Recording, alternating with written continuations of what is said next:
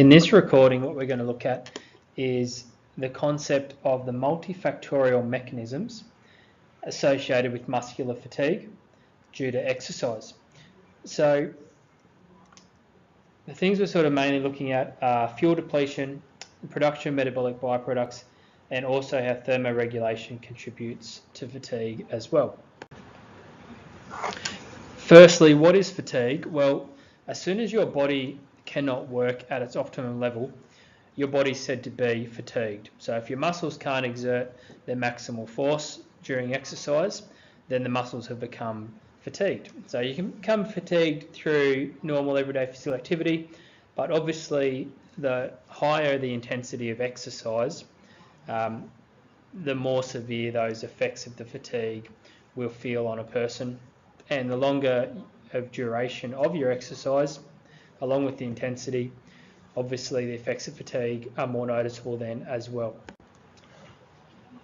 When we're describing different types of fatigue, so not so much the causes of fatigue, but more where the fatigue is felt, there's three main areas or three main words we would refer to. So you can have local fatigue, which is fatigue in a specific muscle group. So if you're doing a whole heap of bicep curls, by the end of that set, your bicep muscles will feel fatigued, but the rest of your body won't feel fatigued. So we would say that's localized to the muscle group that you're using. You could have general fatigue, and a good example of general fatigue is after a game of sport, for example, a game of footy or something like that, where your whole body feels sore and fatigued. So you've actually got fatigue in all the muscle groups of your body. So we say it's generalized. And then our final one is chronic fatigue, which we won't really talk about in our PE classes. Some of you might have heard of chronic fatigue as an illness, which it is. So chronic fatigue doesn't come about in response to a specific bout of exercise, for example, but it's a longer lasting fatigue, an unhealthy level of fatigue that we would say is generally linked somehow to your immune system, causing you to constantly feel fatigued. A few more words we use when we talk about fatigue are central fatigue, peripheral fatigue, and then finally this word multifactorial. So if you've got central fatigue, it means you've got fatigue in your nervous system, and your fatigue, or more, your fatigue is being caused by a reduced firing of your nervous system to activate your muscles. If you've got peripheral fatigue, it means that you've got fatigue at the muscle site themselves. So the muscle has become depleted in its fuel sources, or the muscle is subject to an increase in metabolic byproducts in that particular region. We use the word multifactorial because you can never really put your fatigue down to one thing in particular. So for example, if you're doing a 400 metre sprint, you will be fatigued at the end of that sprint. And yes, you'll be fatigued due to a depletion of phosphocreatine, would have contributed to fatigue, but you'll also be fatigued from the production of metabolic byproducts such as hydrogen ions, or also the production of byproducts such as inorganic phosphate or ADP. So most of the time, the fatigue one feels from exercise is caused by a number of things. Things that influence a person's fatigue levels. There's various things that would influence it. So the type of muscle fibre that you're using would influence fatigue. Probably a small muscle group would become fatigued more quickly than a large muscle group. The type of muscular contraction that's actually occurring. Depletion of fuel stores. The energy system that's being used will influence what type of fatigue or what the cause of fatigue is for that particular event. Production of metabolic byproducts, changes in blood flow and changes in body temperature can lead to fatigue, and an athlete's hydration levels will definitely lead to fatigue as well. The things that also influence the type of fatigue and how quickly it occurs, I suppose, definitely the type of exercise you're doing, the intensity you're doing it at, and the duration you're doing it for, and the fitness level of the person that is undertaking the exercise An elite athlete would have physiological processes in their body that enable them to prolong the effects of fatigue compared to an untrained athlete, for example. So causes of fatigue that we're going to focus on, we're going to look at metabolic byproducts and how they cause fatigue. We're going to look at fuel depletion and how that can cause fatigue. We're also going to look at thermoregulation, which could lead to dehydration or hypothermia, and how they can cause fatigue. And we're also going to have a small talk about neuromuscular fatigue and how a decreased firing of neurons in your nervous system can also lead to fatigue. So our first stop on the fatigue journey is looking at our metabolic byproducts. And you guys would be most familiar with hydrogen ions as a metabolic byproduct, but you probably haven't often thought about ADP and inorganic phosphate, PI, as byproducts that would be harmful to the body or fatigue causing, which they actually are. So each time we break down ATP, obviously we produce ADP and we produce inorganic phosphate. The accumulation of ADP and inorganic phosphate in the muscle area actually leads to fatigue of those muscles. So the theory that describes, or the model that describes how a muscle contracts, is called the sliding filament model, and you would have talked about that a little bit in year 11, and we're not going to go into that detail here in year 12, but what I will point out is that in the sliding filament model, a big part of this model is what we call the power stroke, which is essentially the thing that's causing the muscles to contract. And to enable the power stroke to occur, we actually need ADP and inorganic phosphate to be released from the myosin head to enable it to sort of pull down and cause this power stroke to occur. If ADP and inorganic phosphate build up in the muscle, then that will inhibit the ability of the ADP and inorganic phosphate to be released from the myosin head, and that will therefore have consequences on both the force in which the muscle contraction can take place, but also the velocity at which the muscle contraction can take place as well.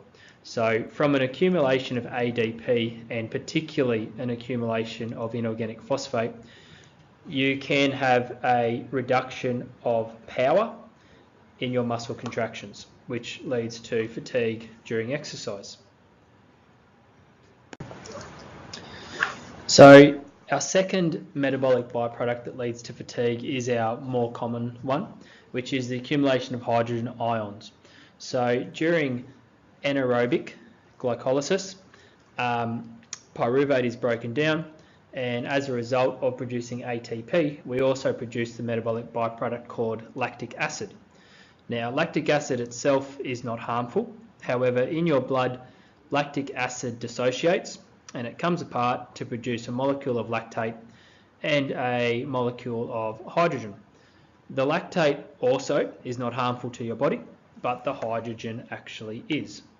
So, as a result of anaerobic glycolysis, we have an increase in the production of hydrogen ions. Now, if you're working below your lactate inflection point, which is the last point in which hydrogen production and removal is balanced. So if you're working below your lactate inflection point, even though you might be producing some hydrogen ions, you're getting rid of them at the same rate as which you're producing them, so they're not accumulating in your body.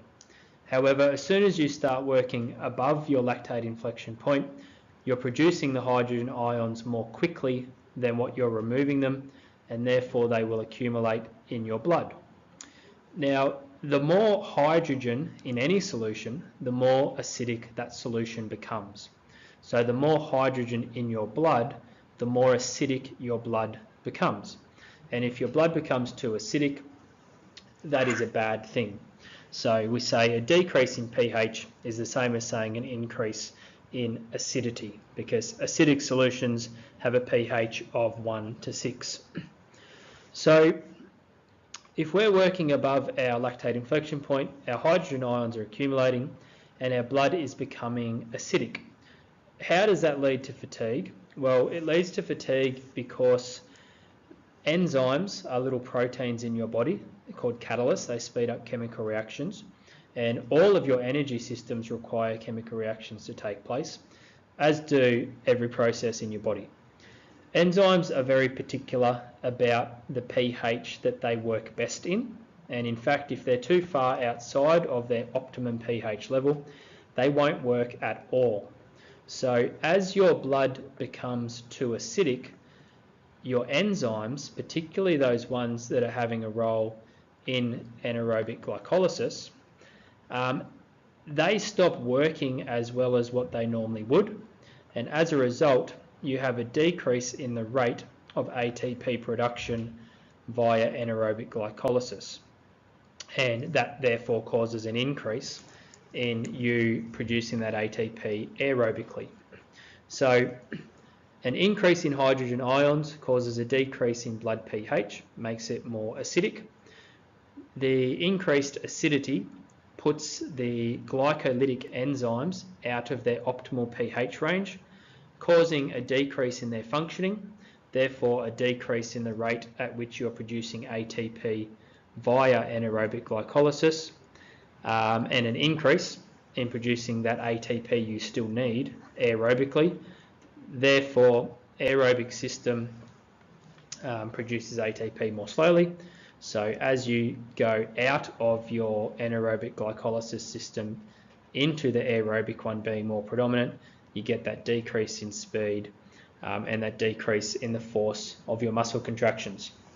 Now, the thing about hydrogen ions is as soon as you are working aerobically and below your lactate inflection point again, all of those hydrogen ions that accumulated, you can start removing them from your blood so that they're not built up forever. So you can get rid of them and then you'll be able to use that anaerobic system again at some point.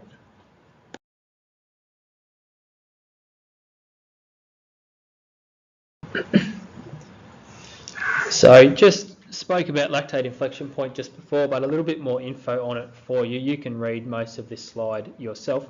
But as I said, lactate inflection point, it is the term we use. We don't use the word anaerobic threshold. We use the term lactate inflection point. And just make a note that in your textbook, they define it incorrectly because the definition has changed. So make sure you are using the most up-to-date definition, which is this one right here.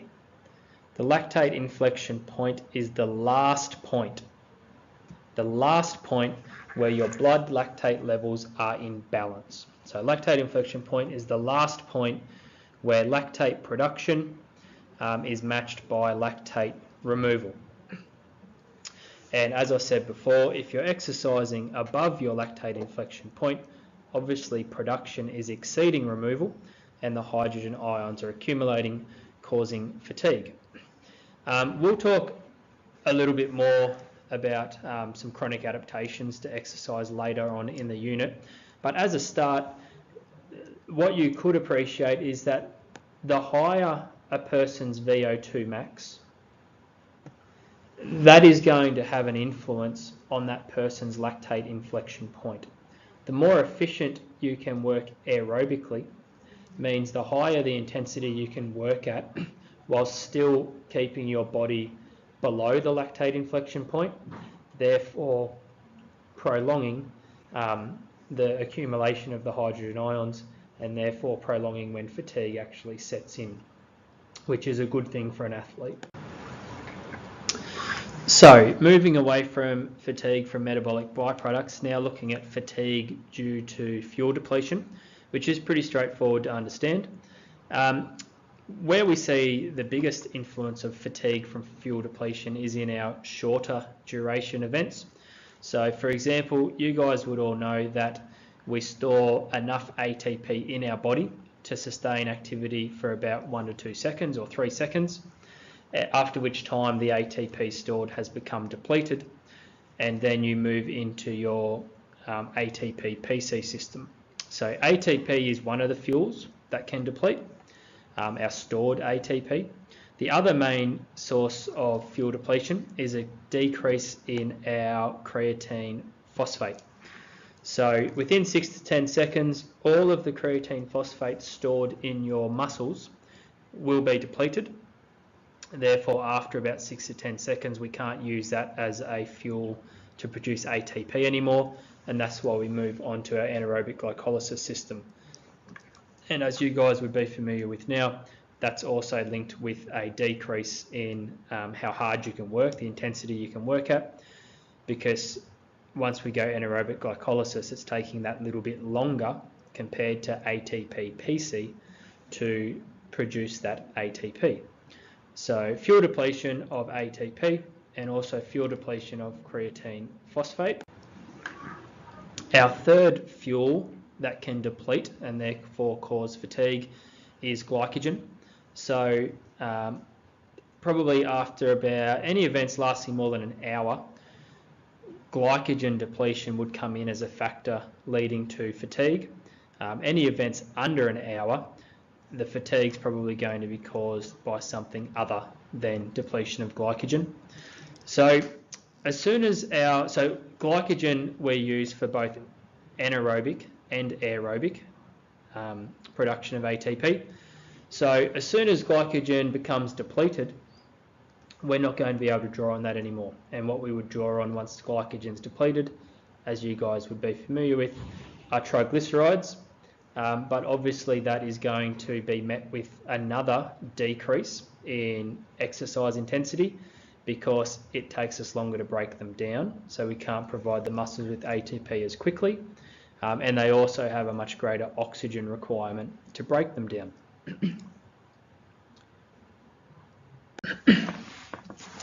So besides fuel depletion and production of metabolic byproducts, another thing that can lead to fatigue is thermoregulation, or our body's ability to no longer be able to thermoregulate properly.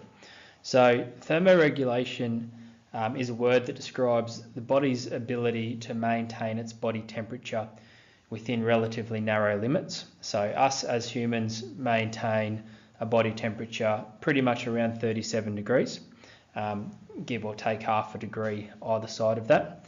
And what we're able to do is, as humans, as mammals, we can maintain that body temperature, which is crucial, despite the environment that we are in. So if we're in a really hot environment or a really cold environment, our body's got mechanisms that enable it to maintain that internal environment at about 37 degrees Celsius.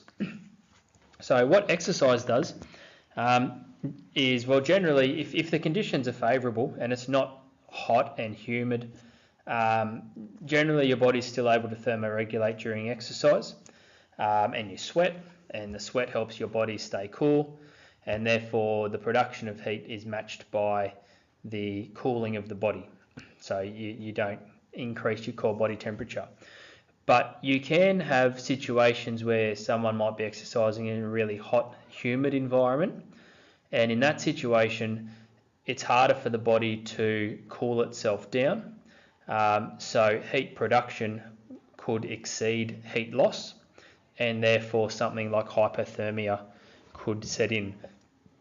So the body is influenced by heat in a couple of ways. It's definitely influenced by the external environment.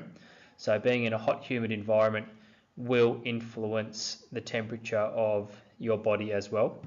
But the biggest thing contributing to your body's heat production is cellular respiration. So anaerobic glycolysis and the aerobic energy system both do come under the banner of cellular respiration, which is the process in your body that does produce ATP. But a big byproduct produced from cellular respiration is heat, and that heat travels in your blood around your body, and generally it's a good thing because it helps us maintain our body temperature.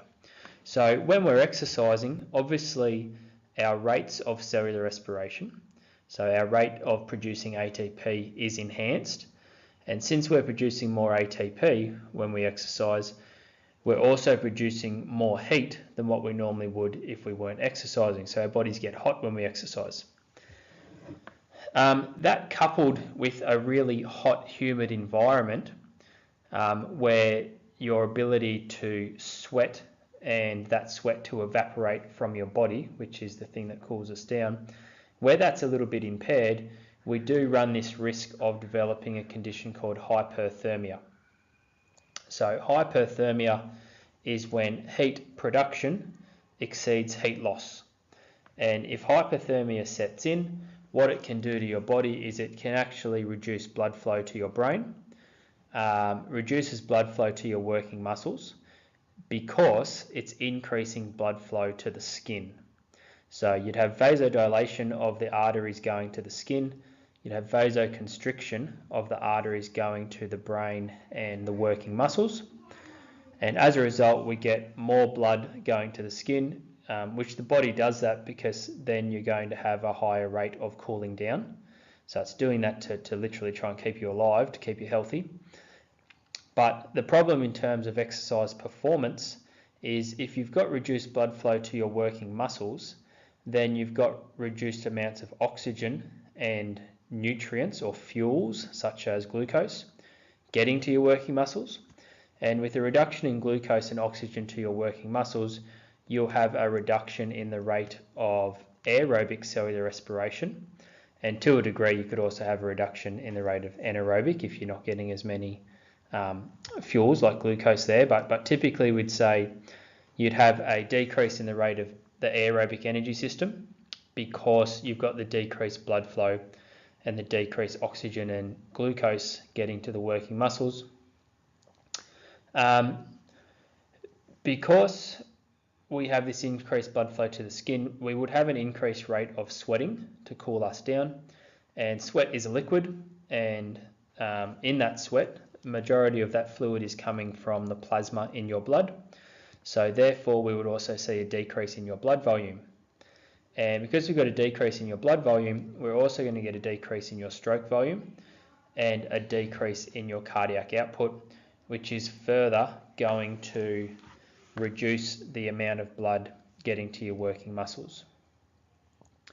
So by having that decreased blood flow to the working muscles and the working muscles receiving less oxygen, then more of the ATP your body's using to maintain that exercise intensity will start getting made anaerobically. So the anaerobic system will, it won't become predominant, but it will increase its contribution to ATP production. And as a consequence of increased anaerobic production, what can actually happen is your body can get to a point where it no longer increases its rate of sweating, but it actually starts to decrease its rate of sweating. So you can imagine if you've got continuing to increase the amount of heat your body's producing, but decreasing your body's one method of cooling it down, it's going to lead to overheating. So that is why hyperthermia can cause fatigue, because you're reducing the amount of oxygen and glucose to your working muscles, therefore they can't make ATP as quickly. Therefore they're working more anaerobically, producing more hydrogen ions as well, so your body's going to slow down. Still on the theme of thermoregulation is dehydration. So as I said before, as your body temperature increases, then you have an increased rate of sweating to try and cool your body down. So if that increased rate of sweating is sort of left unchecked and continues for too long, it can lead to dehydration.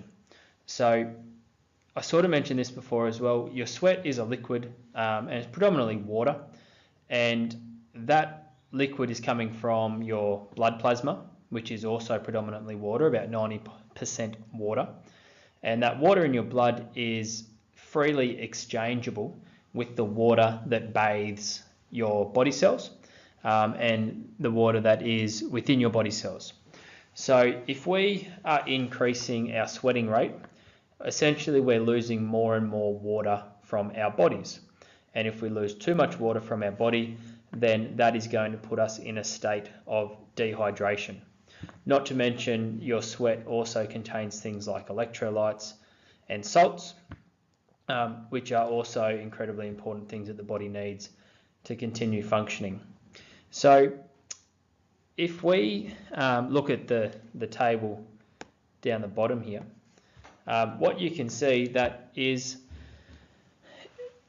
a 6% decrease in your water levels from sweating is going to have really significant effects, if not resulting in death. So dehydration is a pretty scary thing, which is why athletes that are competing in events that are in hot, humid environments and lasting a long duration, like massive tennis matches when the Australian Open on is a pretty good example.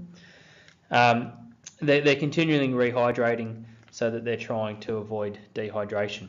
And if you are continually hydrating and taking other means to cool yourself down, like wet towels or spraying water on your face, that sort of thing, then you can effectively prevent dehydration. But if that increased sweating is not counted and dehydration sets in, you're in a little bit of trouble. So if you lose up to 2% of your body weight due to sweating, firstly, you wouldn't even really notice it. However, in terms of your physical performance, it would have a pretty significant effect.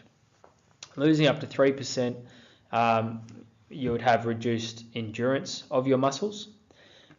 Losing between 4 and 6%, you're going to have reduced strength and endurance of your muscles. And as I said before, if you're getting greater than 6%, you're going to have heat cramp, exhaustion, heat stroke, or in the worst scenarios, it could result in coma or death. When you're getting close to the 6% mark, what you could find happen is the body becomes unconscious, and that is a protective mechanism, because if the body becomes unconscious, then you can no longer force your body to keep exercising, and therefore it's not going to be producing all of that extra heat that it does produce while you do exercise. Our final mechanism of fatigue that we're going to talk about are what we call our neuromuscular factors. So what this model says is that as you become more fatigued, you feel like you're putting in more of an effort to work at that same intensity, but in fact your exercise performance is decreasing. So and I'm sure you can think of this, think of times when you're running or you're exercising and you do feel fatigued and it's really hard, and it's harder to be exercising at that point in your run or your event than what it was at the very start. However, in reality, at that stage when it's really hurting and you feel like you're putting in more effort, your performance is probably less than what it was at that stage of the race where you felt like you were putting in less effort. I mean, that's considering you are working hard the whole entire race. You're not purposely putting in less effort to run slow. So it's a bit annoying, really. You feel like you're working harder, but you're getting smaller returns as a result of that.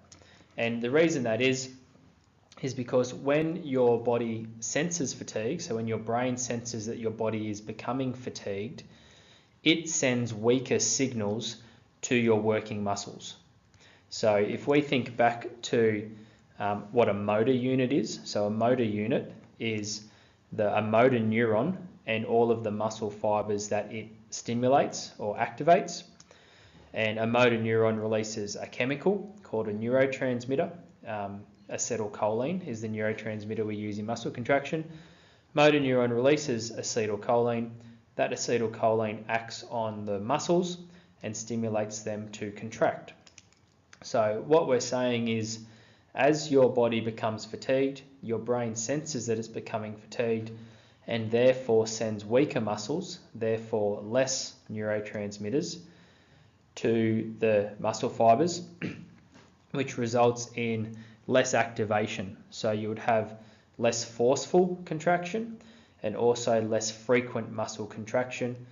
and that will obviously result in a weaker performance because you can't move as fast or as powerfully. Why does the body do that? The body is not so much about winning events, it's more about staying alive. And as it gets fatigued, it senses that it might need to physiologically inhibit your performance to stop you getting to a level of fatigue that will cause harm to the body. So by sending weaker signals to your muscles, something you have no control over because it's your nervous system doing it, you're forced to slow down. You're physically forced to slow down, and you can do nothing about it. But by slowing down, your body is preserving itself and preventing itself getting to a point where you're going to do damage.